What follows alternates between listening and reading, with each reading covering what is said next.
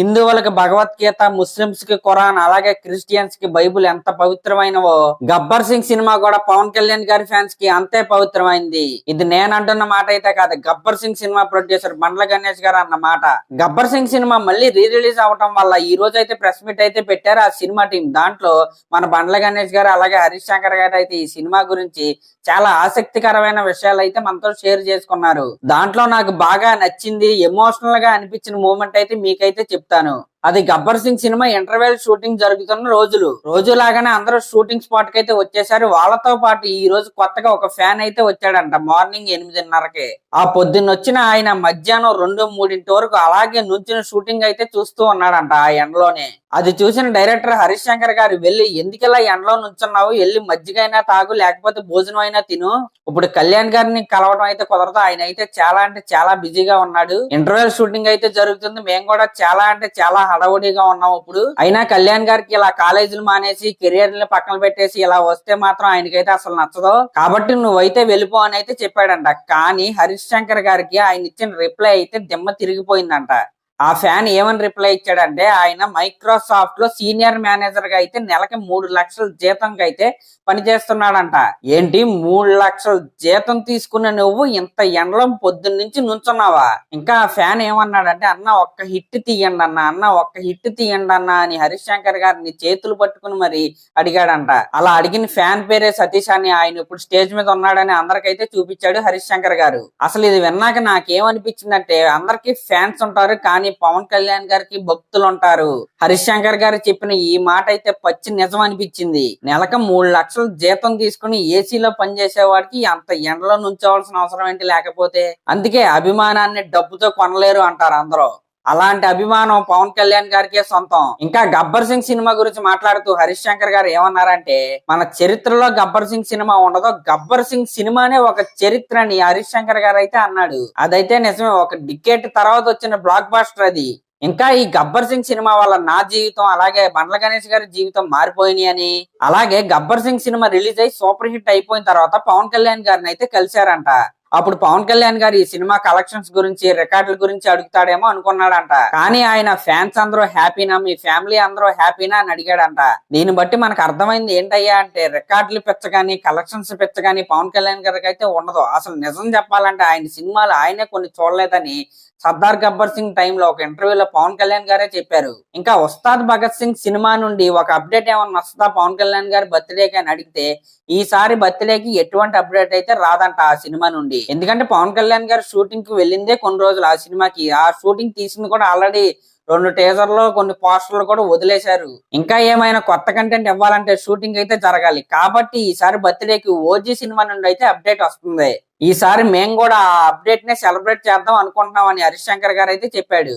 ఇంకా Gabbar Singh cinema dubbing జరుగుతున్నప్పుడు పవన్ కళ్యాణ్ గారు హరీష్ శంకర్ గారిని లోపలికి పిలిచి, హరీష్ శంకర్ నీ కొద్దిగా స్పీడ్ ఎక్కువ, ఈ Gabbar Singh cinema blockbuster అవబోతుంది, నువ్వు కనుక ఇప్పుడు ఇదే స్పీడ్ తో ఉన్నావంటే గబ్బర్ సింగ్ సినిమా హిట్ అయింది కాబట్టి ఇలా యాటిట్యూడ్ చూపిస్తున్నావు అనుకుంటారు, కాబట్టి జాగ్రత్తగా ఉండని పవన్ కళ్యాణ్ గారు చెప్పారంట.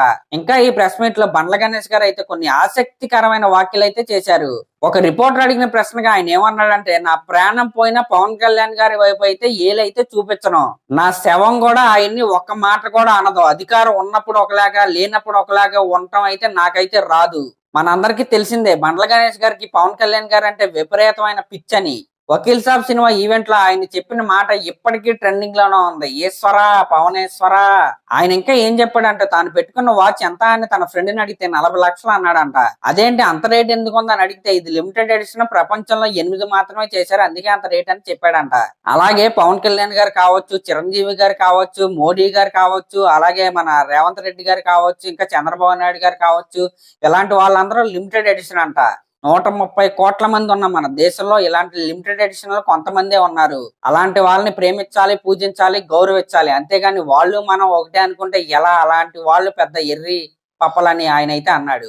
ఆయన అయితే ఇక్కడ వేరే ఒకటి అయితే అన్నాడు, నేను ఇక్కడైతే చెప్పకూడదు కదా, అందుకే చెప్పట్లేదు. ఇంకా ఈ ప్రెస్ మీట్ లో ఏమేమి విషయాలు తెలిసినాయి అంటే, ఉస్తాద్ భగత్ సింగ్ సినిమాలో కూడా గబ్బర్ సింగ్ లాగానే ఒక అంత్యాక్షరి సీన్ పెట్టారా అని అడిగితే నా తర్వాత సినిమాల్లో మీరు చూసుకుంటే ఏ సినిమాలోనూ అలాంటి సీన్ అయితే రిపీట్ చేయలేదు. ఎందుకంటే ఆ సినిమాలో హిట్ అయింది కాబట్టి ప్రతి సినిమాలో పెట్టాలనుకుంటే అదైతే అంతగా అయితే వర్కౌట్ అయితే అవ్వదు. కానీ ఉస్తాద్ భగత్ సింగ్ లో అలాంటి ఒక మ్యూజికల్ సీక్వెన్స్ అయితే ఉంది, కానీ అంత్యాక్షరి రేంజ్ లో అయితే ఉండదంట. ఇంకా ఉస్తాద్ భగత్ సింగ్ సినిమా నుండి ప్రజెంట్ ఉన్న అప్డేట్ అయితే ఇదే. ఇంకా హరీష్ శంకర్ గనక నా దగ్గరికి వస్తే 25 సంవత్సరాల్లో నెంబర్ 1 డైరెక్టర్ గా చేస్తానండి బండ్ల గణేష్ గారు అయితే అన్నాడు. హరీష్ శంకర్ ని వాడటం తెలియాలే గాని కరెక్ట్ గా వాడుకుంటే నెంబర్ 1 అవుట్పుట్ అయితే వస్తుంది. హరీష్ శంకర్ ఒక గాజు బాటిల్ లాంటి వాడు. ఆ బాటిల్లో ఏది పోస్తే దానిలాగా ఆ బాటిల్ అయితే మారిపోతుంది. హరీష్ శంకర్ కూడా అంతే, ఎలా వాడుకుంటే అలా అయితే అవుట్పుట్ అయితే వస్తుంది. ఇంకా మెగాస్టార్ చిరంజీవి గారు హరీష్ శంకర్ గారు నిన్ను నా ఫ్యానా తమ్ముడి ఫ్యానా అని అడిగితే లక్ష్మణుడికి దండం పెట్టినప్పుడు రాముడికి భక్తుడు కాకుండా పోతాడా అని అన్నాడంట హరీష్ శంకర్ గారు. అసలు ఎంత తెలివైన సమాధానం ఇది. ఈ రోజు Gabbar Singh cinema press meet అయితే ఇలా జరిగింది. నిజంగా గబ్బర్ సింగ్ సినిమా అనేది ఫ్యాన్స్ కి అయితే చాలా అంటే చాలా మెమరబుల్ సినిమా. అసలు కొత్త సినిమా రిలీజ్ అయితే ఎలాంటి హడావుడి ఉంటుందో ఇప్పుడైతే అలాంటి హడావుడి ఉంది థియేటర్స్ దగ్గర.